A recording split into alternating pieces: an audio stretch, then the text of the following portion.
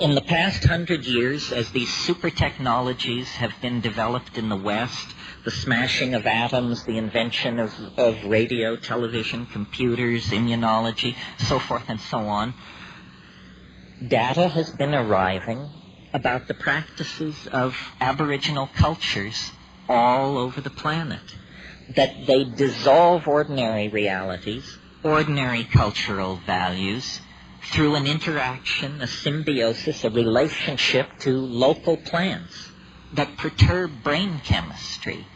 And in this domain of perturbed brain chemistry, the cultural operating system is wiped clean. And something older, even for these people, something older, more vitalistic, more in touch with the animal soul, replaces it, replaces the cultural operating system, something not determined by history and geography, but something writ in the language of the flesh itself. This is who you are. This is true nakedness. You are not naked when you take off your clothes. You still wear your religious assumptions, your prejudices, your fears, your illusions, your delusions. When you shed the cultural operating system, then essentially you stand naked before the inspection of your own psyche. Desmond Morris called it the naked ape.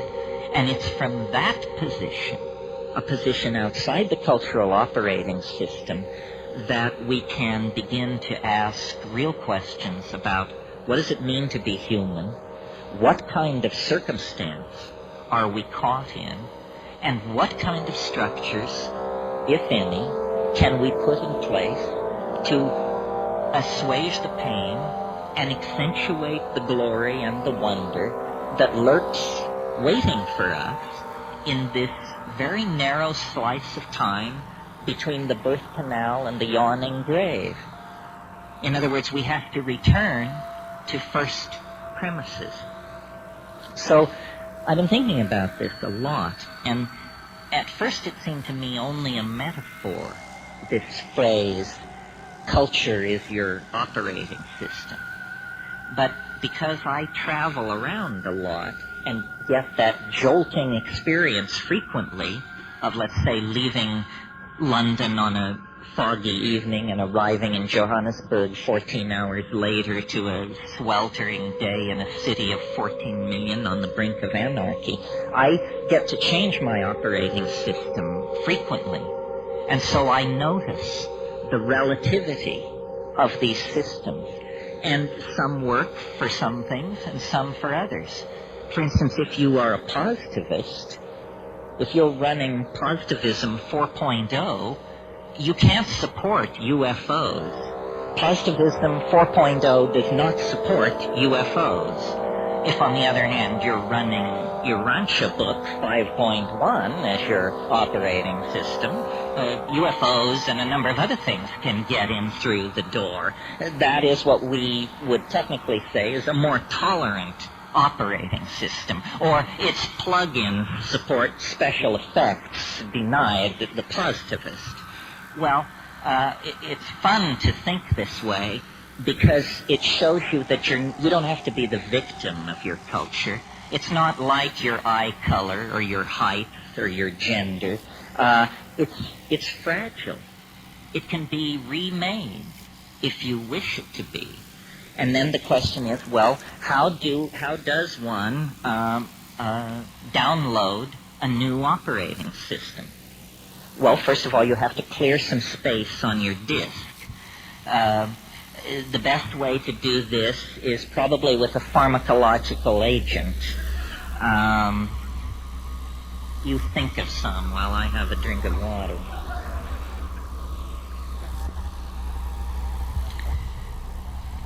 Psilocybin is an excellent disk cleaner.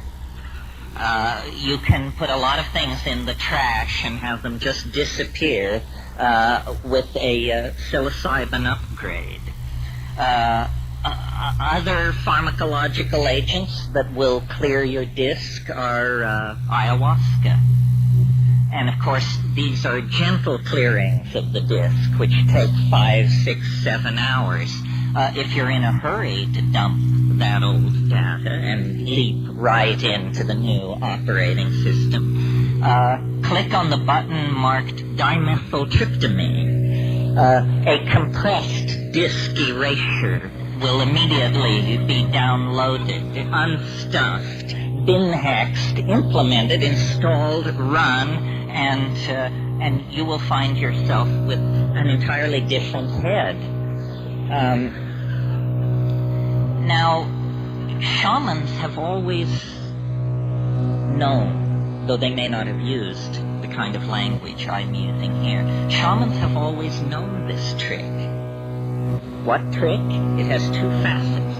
First of all, that culture is an operating system. That's all it is. And that the operating system can be wiped out and replaced by something else. So, in essentially, what's going on among shamans and those who resort to them for curing and counseling and so forth is somebody's running a slightly more advanced operating system than the customer. The shaman is in possession of certain facts about plants, about animals, about healing, about human psychology, about the local geography, about mojo of many different sorts that the client is not aware of. The client is running culture light.